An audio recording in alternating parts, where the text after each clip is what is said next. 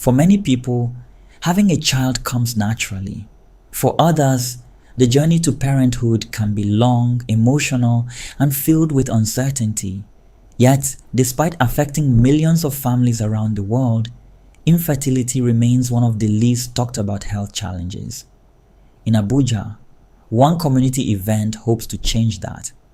IVF WALK 2026 is bringing together families, healthcare professionals, and supporters, not just for a walk, but to raise awareness, encourage conversations, and remind people facing fertility challenges that they are not alone. Most people feel that infertility is a stigma.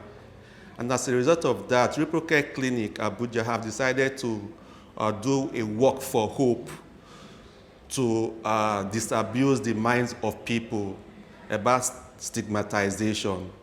So infertility is not a stigma. That you don't have a child does not mean you should be stigmatized. So we are creating infertility awareness for the public so that they can know that there is hope. So that woman who does not have a child, let the population hit 1 billion, she does not care until she gets her child.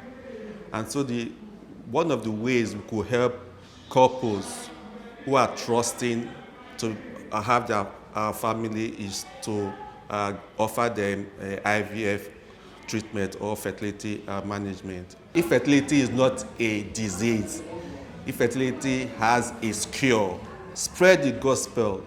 Let them know that they should not suffer in silence. Organizers describe the event as more than a fitness activity.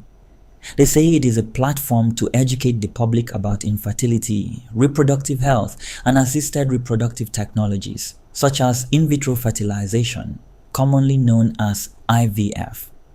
The walk also encourages early consultation with fertility specialists and seeks to reduce the stigma that often surrounds infertility.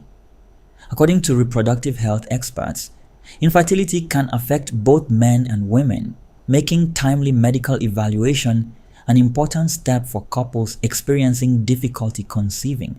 We are seeing a higher incidence of men who have male infertility, but traditionally it is women that are barren, or men don't have infertility issues. But because of a lot of lifestyle issues, a lot of men are not even aware that they are infertile or that they have suboptimal fertility levels. And it's becoming more and more common for us to be using donor sperm and donor egg.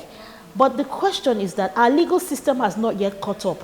And legally speaking, if you want to establish or disestablish somebody's paternity or maternity, what do you usually ask for? You ask for a DNA test.